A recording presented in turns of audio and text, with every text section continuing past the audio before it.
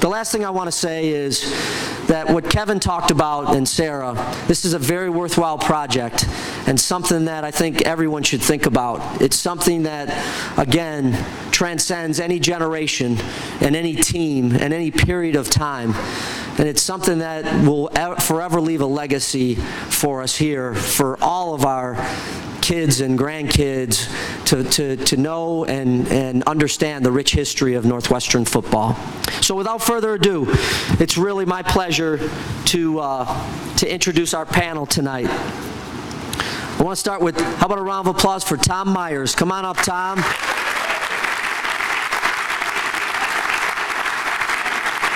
Come right over here.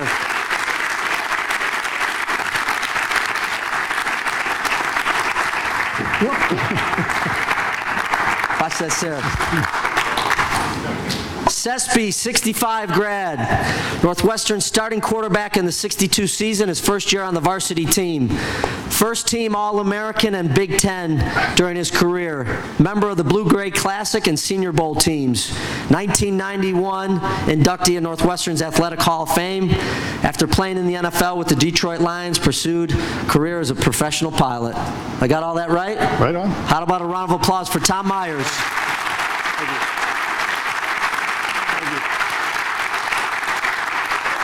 Paul Flatley.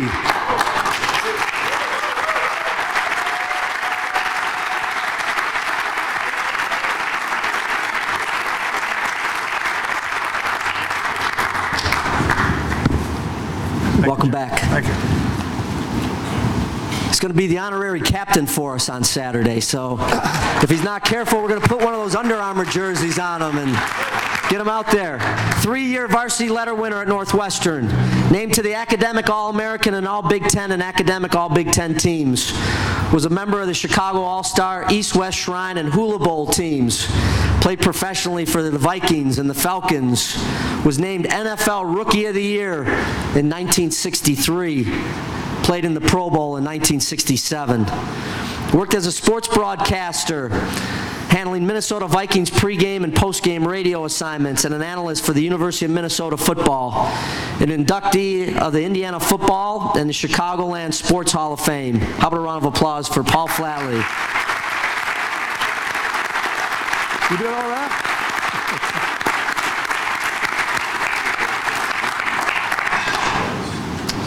Jay Robertson. How about a round of applause for Jay?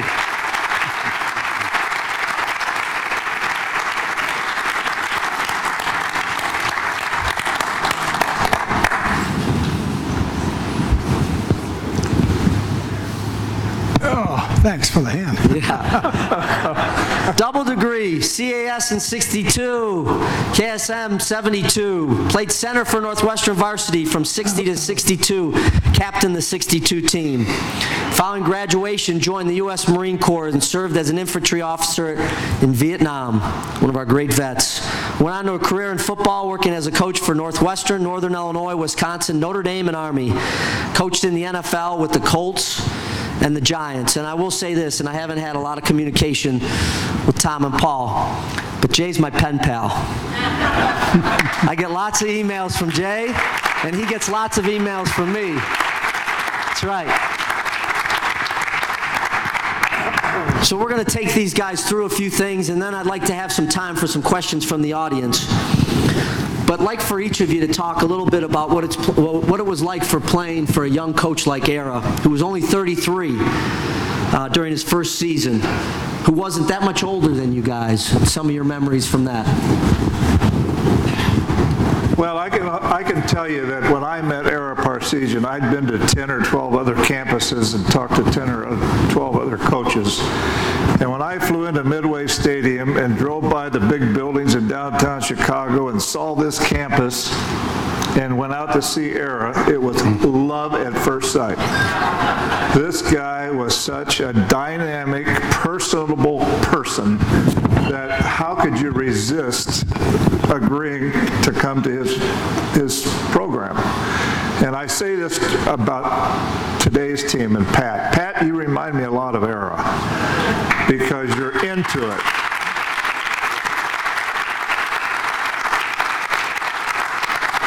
And the key to our success is a head coach and his staff has to be able to recruit good players, good student athletes. And ERA could do that. And that's why Pat is doing it, because you're getting the quality person that can study and play and do both at the same time without bragging about either one of them.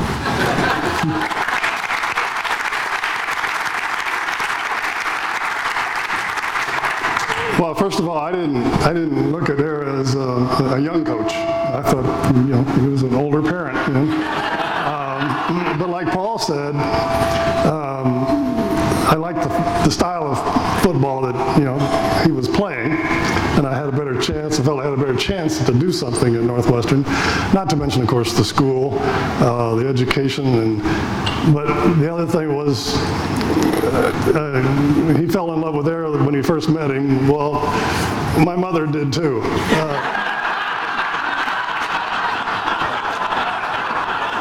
We were invited up for the spring game, and at that time they got to meet Era, and my mom later said that he had her as soon as she walked into the office.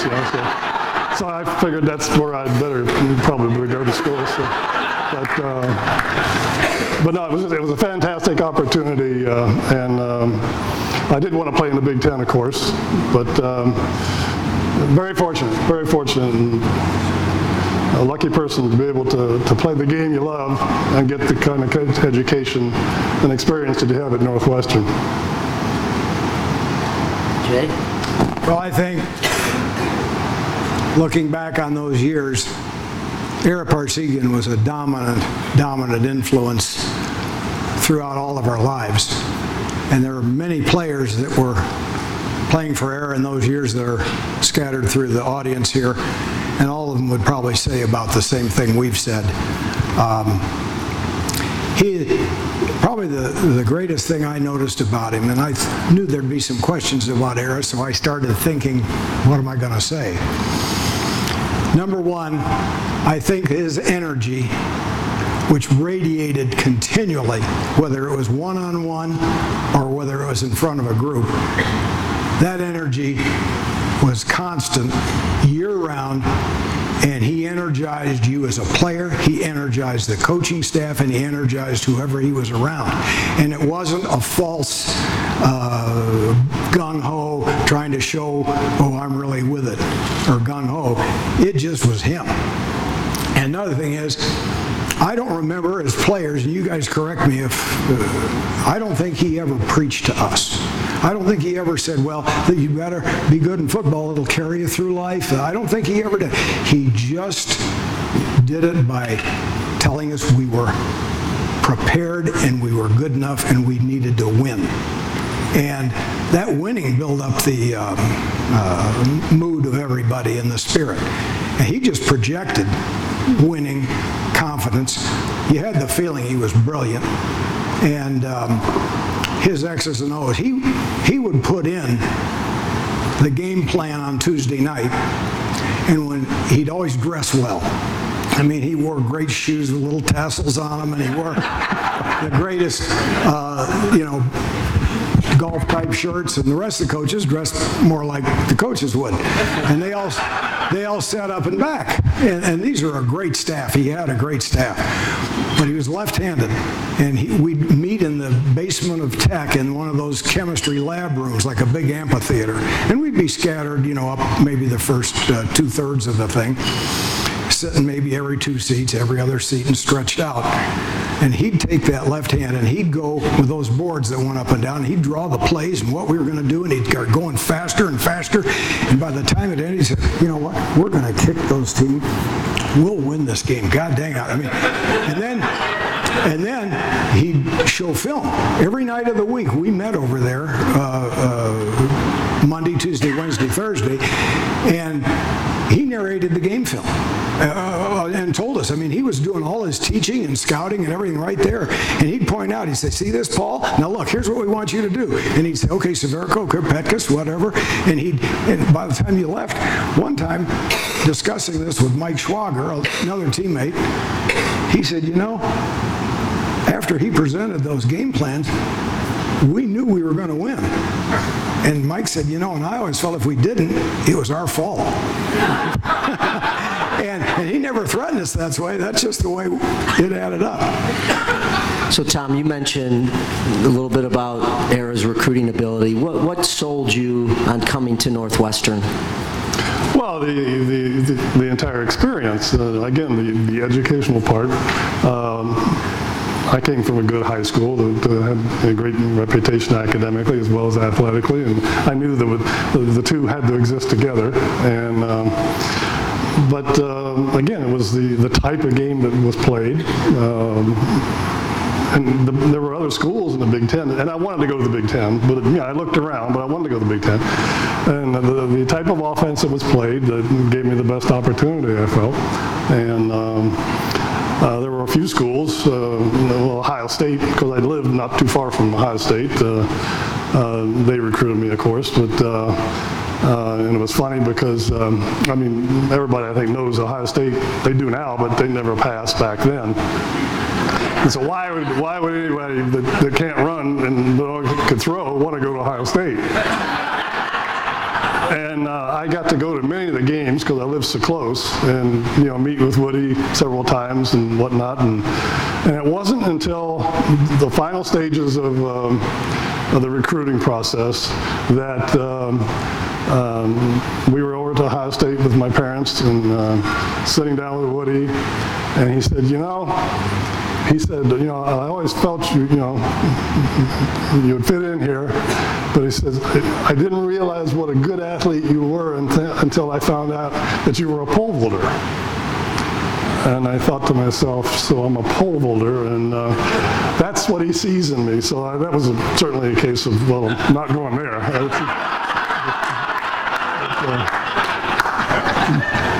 Well, I will say this about Era, and I mentioned it before, and you just mentioned about recruiting. If Era Parsegian had not recruited this guy, we wouldn't have done what we did, because you made the difference. And Era was willing to change his offense completely to utilize his abilities. It was 3 yards and a cloud of dust in the Big Ten back in the 50s and the early 60s, and teams just beat the crap out of each other.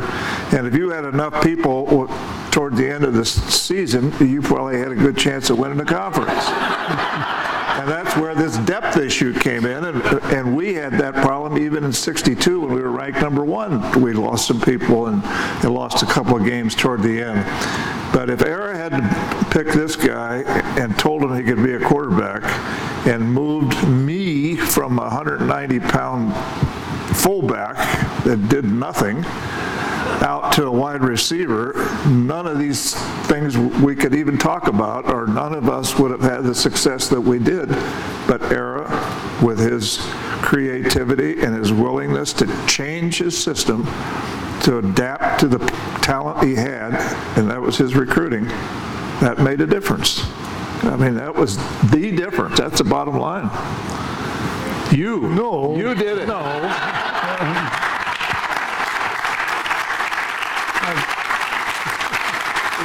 So I want one of you guys to describe the first practice and what that was like, and maybe somebody else jump in about what a typical practice was like. But how about any recollections of your first practice with Era? I can only tell you about practicing where we did out by the old field house. There was an apartment building there, which still is there. And Era was paranoid because he thought our opponents were spying on us. That's what I remember about the practice field out there, was that apartment building. And the other thing is about Era, he would get excited. I mean, come game day, he'd almost lose it. He'd get so excited. But when Tommy was throwing, and I was a wide receiver, we didn't huddle up all the time, and they would signal in plays. This was one play, this was another one, this was another one. Well, Era thought the opponents panelists on the other side probably had picked it up, see, because they made a good defensive play against what we were doing. So he had 3 or 4 guys on the sideline doing, and only one was alive. So when we were out on the field looking over there, you should have seen all these guys.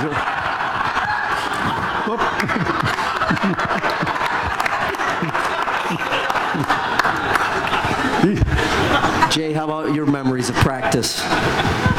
I think some of us I was here in the program a year or two ahead, a lot of the guys, and then because of an injury, had a redshirt year, which enabled me to finally get in the game.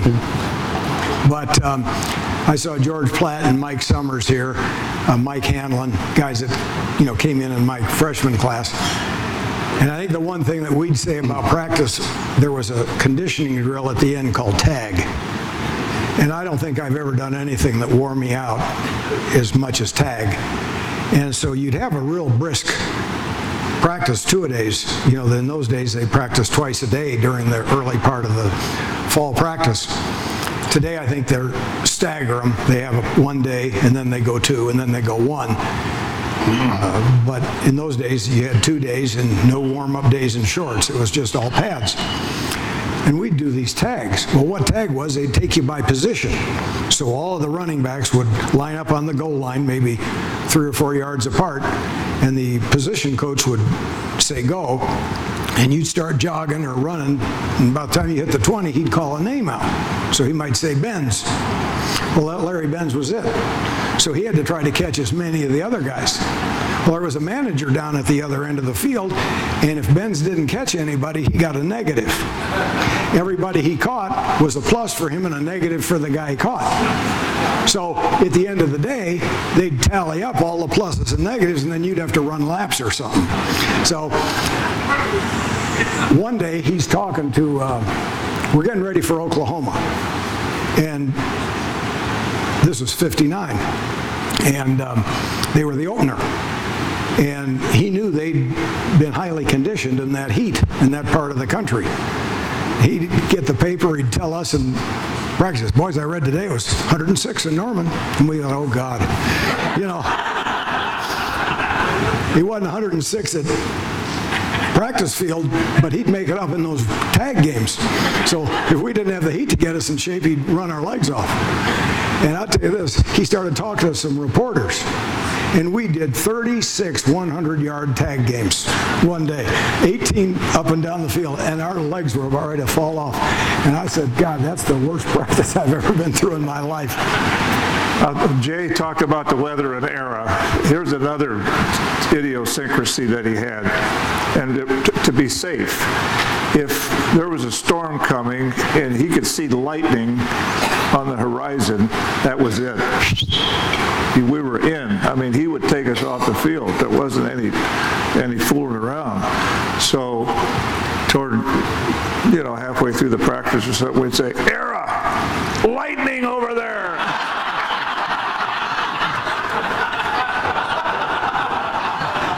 Let's talk a little bit about the '62 season, and there's several memorable games, but I want to start with the great 18-14 victory over Ohio State on the road.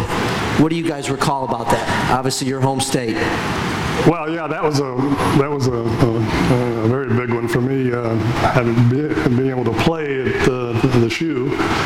And of course, a lot of the family and hometown folks were at the game, etc. And we also, Ohio State had 3 former high school players at my high school that were now coaching on the sideline. And that was a weird experience, seeing my fellow, they weren't in my class, but a few years ahead of me in high school, seeing those guys, on the opposing side. But I had a funny story about the game itself. What was scary was they ran back the opening kickoff for a touchdown, and we went 3 and out, and then they we punted, and they got the ball and drove down the field again and scored another touchdown. So in the first 5 minutes or so of the game, we were 14-0. But didn't seem to bother us because they never scored again. And I can the thing I remember about that game the most too was the end of it.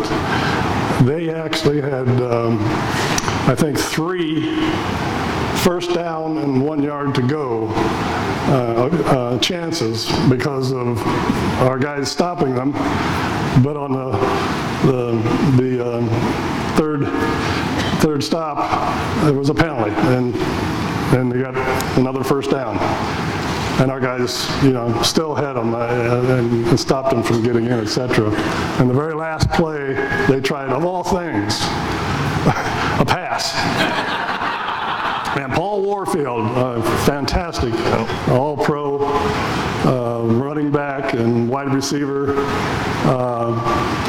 They threw the pass to him, and I think it was Raleigh Wall who just clocked him.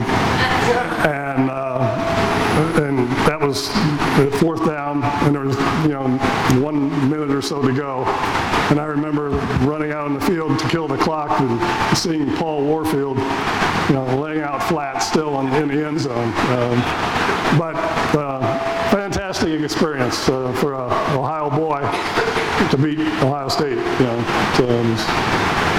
The other thing about that game is that if you go back a few years, Woody Hayes was the head coach at Miami of Ohio, and Era was his assistant. And when Woody went to Ohio State, Era moved up to head coach at Miami, and subsequently then came to Northwestern in, I think, '56. So whenever we played Ohio State, which was only one time when I was here, Aaron would get so excited by Wednesday. I mean, I say he gets excited on Saturday. This was Wednesday. He get all excited because he was so competitive and he wanted to beat Woody. And when all those things happened to us and we're down 14-0 in the horseshoe over there in Columbus, it looked like a disaster. And we came back to win it 18-14 and flew back here to Chicago, and I think everybody on campus was at the airport. It was amazing, the support we got and the response from the students. And we ended up here on Sheridan Avenue with some kind of parade. I mean, it was tremendous. Now, all this happened, this year. That was only the 3rd game of the year. It wasn't something that we expected to happen, but it was so spectacular the way it did occur.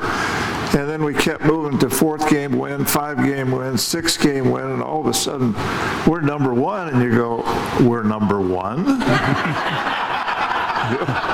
What do we do now? It was tremendous. It was terrific. So obviously everybody remembers maybe the most memorable game that year, the 35-6 win over number 3 Notre Dame. And how about a round of applause for that?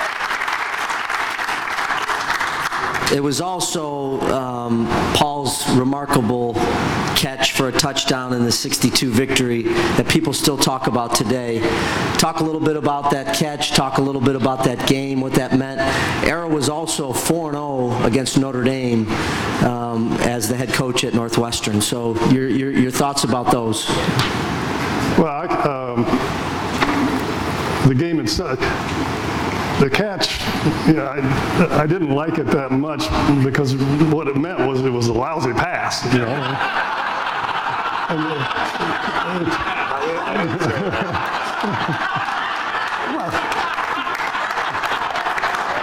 Any great catch that a receiver makes, it has to be a bad pass from the quarterback.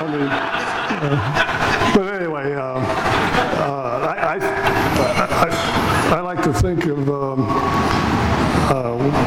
what happened, and this is about Era, not Notre Dame. and Northwestern, but when Era left, to go to Notre Dame, his first year, he had a Heisman Trophy winning quarterback who was sitting on the bench in '62. John Hewitt.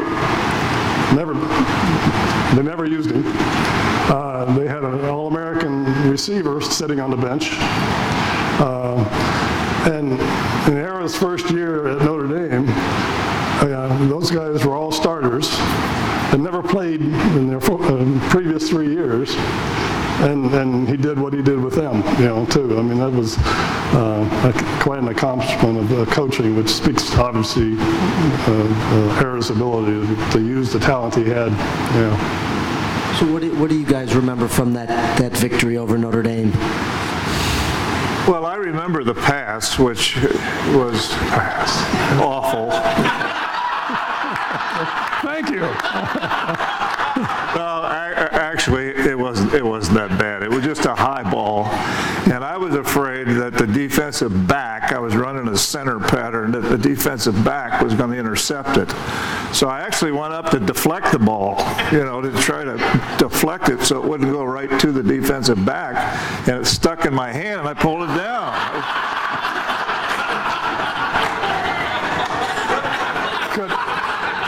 Could I interrupt? Yes, you can clarify. Yes, go ahead. Paul, why don't you go another step further and tell them why that ball was stuck in the hand? We have some foreign substance on your hand. Well, back in the early '60s, it was legal. It was not illegal. But I discovered a thing called ball control. It was in an aerosol can, and you sprayed it on your hands. Prior to that, guys used to stick them on the inside of their socks.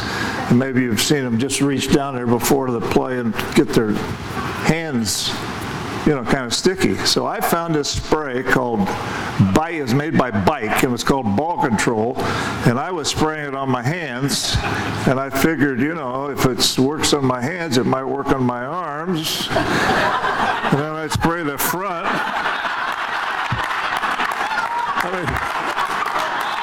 I was a net. So I will admit that I had stickum on my hand when I went up there to try to catch this ball and pulled it down. But it was legal. He didn't like it. And you can imagine what the ball felt like. Sometimes you were worried it might not even leave your hand. What I really wanted to do was to put my hands up like this on a turn pattern and just have it hit me in the chest and just stick there. That would have been the catch.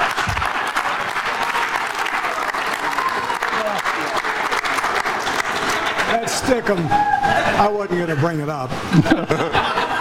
But there were a couple of incidents. We'd beaten Illinois 45-0, and we'd passed. See, the funny thing about that season, it started out, we had a big win over South Carolina, and the first debut of these two as quarterback and receiver. And South Carolina had Dan Reeves, the NFL coach, and is their sophomore quarterback, breaking in, playing against Tom and his first start. And they were a good team. But I think in that game, if I'm not mistaken, there were 21 passes, not in a row, but the first or whatever, for 21 passes, Tom completed them all as a sophomore quarterback. There were runs in between, but I think the first 21 passes were complete. And if I'm not mistaken, there were 37 points scored against South Carolina. Then we play Illinois, and I thought that was Paul's best day. The Notre Dame game and all those others, he had spectacular outings every time, but Illinois, he dazzled them. So after the game, as we're jogging off the field, the three Illinois DBs, 3 of the 4, came up to Paul And they said, man, I don't know what it's going to take. You killed us. And he did. He made great catches in the end zone and going up for the ball and pulling it off the ground. And they said, man, let me shake your hand.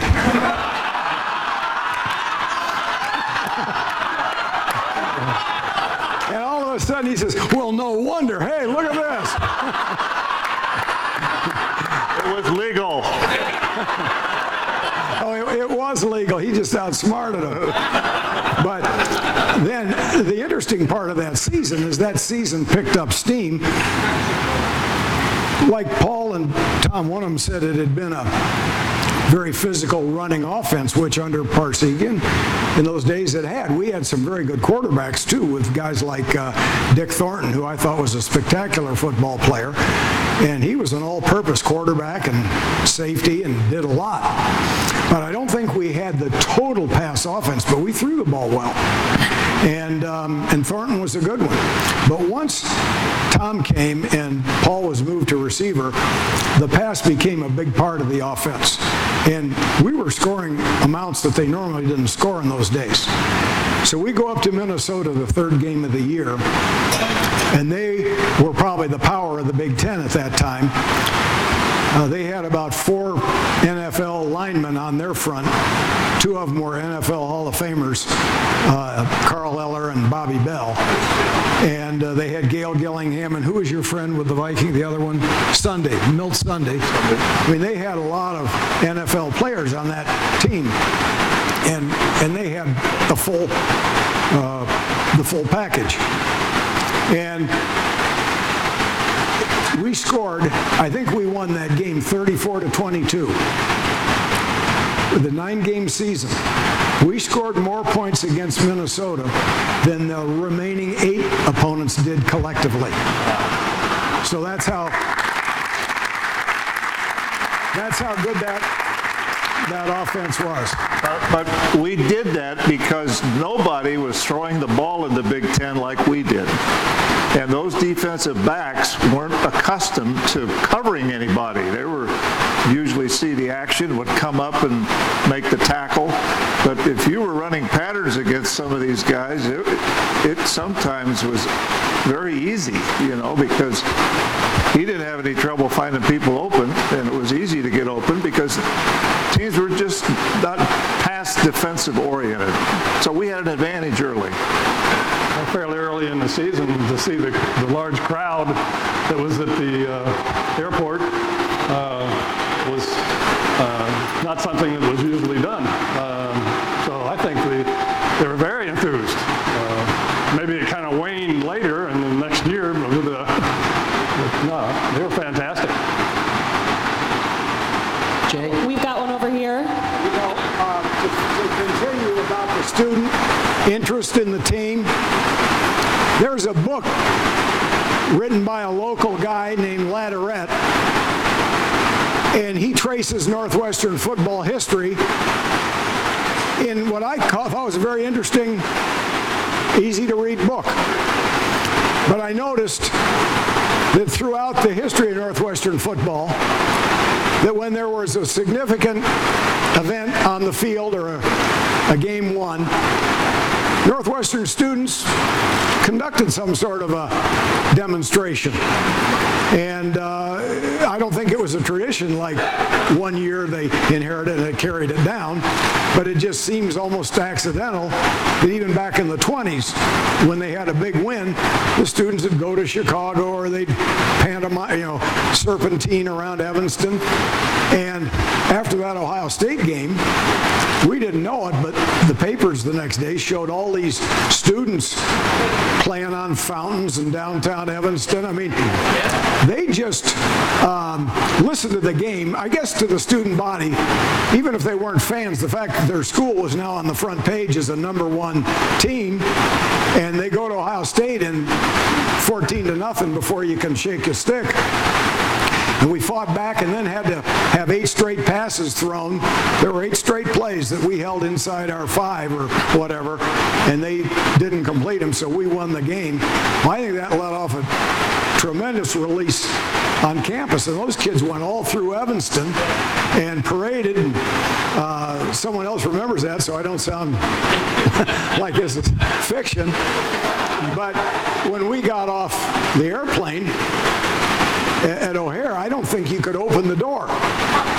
And so finally, when we got off, I mean, they were down the jetway. And they were patting you on the back and shaking your hand. And, you know, I mean, it was a very wholesome, positive reaction. And I don't know about these two. I just kind of walked through it and think, you know, I couldn't quite relate to it. But that seems to be a Northwestern tradition, and they sure as heck did it that day. I think Claire is walking around. A question right over here. What was it like for you guys after all the rough years that followed that great era to see the rough times and then to see Pat and his team lead the school to the Rose Bowl in the mid-90s? I coached here then. I coached a lot of those years, so. Well, I mean, we were very proud to be student athletes at Northwestern. And you always hope that your team, and it'll always be my Wildcats, is successful.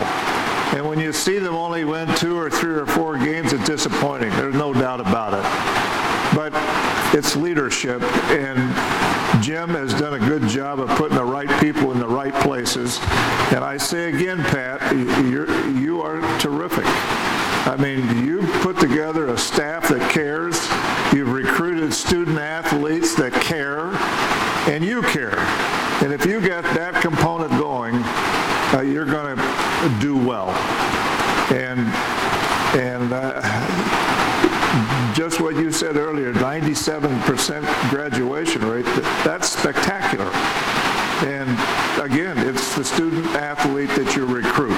That's the bottom line. Recruit good people, you'll have good success.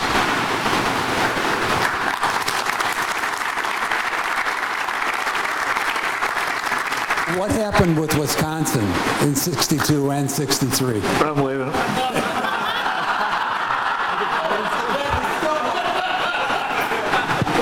That was a big embarrassment for us. 62, when we were 6-0, number 1 in the nation, we went up to Wisconsin, who had a good football team. I mean, this wasn't a big upset. They were ranked number 8 in the nation. They had Ron Vanderkellen at quarterback. They had Pat Richter at end. They had some very good players, and they eventually won the Big Ten and went to the Rose Bowl and won the Rose Bowl. So we played a tough team, but I'll tell you, it was an embarrassment to get our rear ends beat 35-7, or whatever the final score was. I mean, Vanderkellen was a teammate of mine with the Vikings. It took me a long time to warm up to him.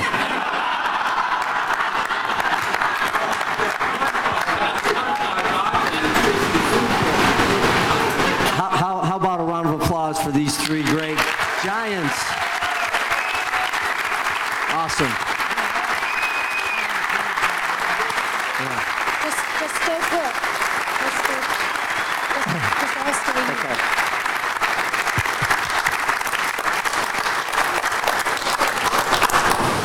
What an incredible panel, and what great recollections. We just have a special closing to the program, but before we do that, we have a bit of a lost and found moment. ATM card from Basil Kitsanes. Hey, Fitz, I think we got our new donation for our new building on Lakefront. Don't get rid of that card so fast, Sarah. I'm not Barnes & Noble. I don't want to hack the credit card. I'd like to introduce a really great supporter of the university to close out our program and present some special mementos to our guests.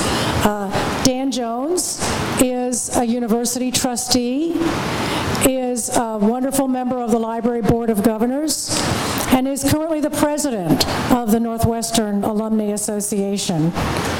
Dan is also president of Newsbank Incorporated. Newsbank to those of us in the information business, is the world's premier publishing company that specializes in the provision of digital newspapers. And it's in that role, of course, that he has shown so much leadership in helping us digitize the Daily Northwestern.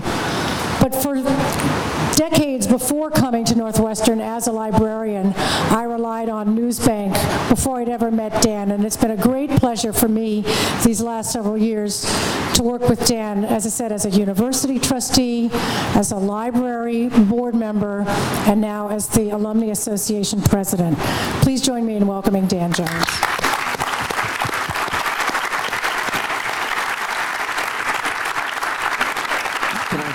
Can I say something? Can I just say one thing about that great introduction that Sarah gave of Dan? The one thing she didn't mention is he is also endowed our head football coaching position. So Pat Fitzgerald serves as the head coach of the Dan and Susan Jones head football coach, and that's Dan and Susan's commitment to that football program as well.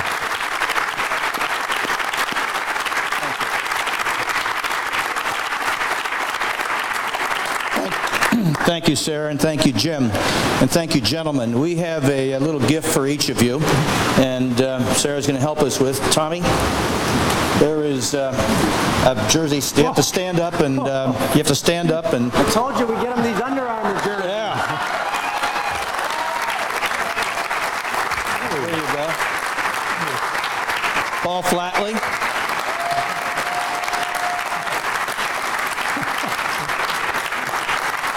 And Jay Robertson.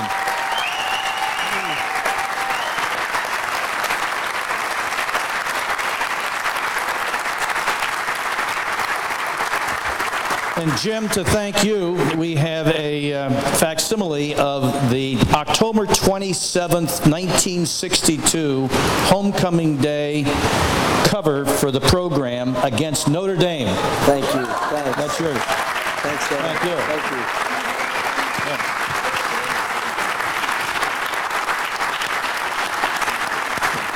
Now, we're all here because we love football and we love Northwestern football, and I think the question that our student here asked about spirit, when I'm a little older than you are, gentlemen, but we had tremendous spirit with Era and the team. I was there in Ron Burton and Jim Andriotti and Mike Stock's days, and it makes a big difference. And as I look down on the students today in the stands and watch them, I sense the same level of spirit that we had back in the late 50s and early 60s. Would you all agree with that?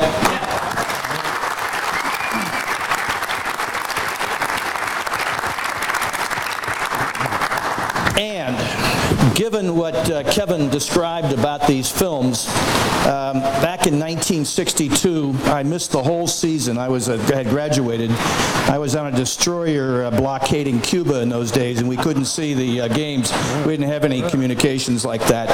And I am anxious to see the digitized version of the 1962 season so I can watch you gentlemen. And given that, I'd like to make a little pitch here. You all have this brochure on your seats, and it really says it. The film has a life, and some of this film is now very, very old. It's fragile. If we all wanted to go back to the library and look at this film, we're not going to really be able to, we wouldn't be able to do much of that. Digitization is the solution. It's what's going to make it possible for all of us to see this in some way, shape, or form in the future. So, but we need to raise some funds to do that, and that's what this brochure you have is all about. There's a group called the Game Savers Team, and it's described in your brochure. And those are the people who've donated funds to digitize this film. It's not terribly expensive to digitize a film, but we do need a fair amount of money to go all the way back into the 1929, I believe. Is that the earliest year, Kevin?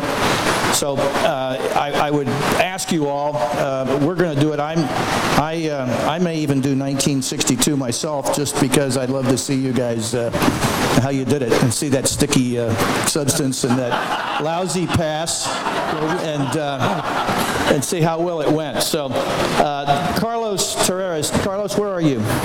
Back here in the back. He's mentioned in here, he's got a phone number and an email address, and you can figure out how to make some funds available to him. It would be terrific, and let's see if we can't get the entire run of film digitized so we can save it forever.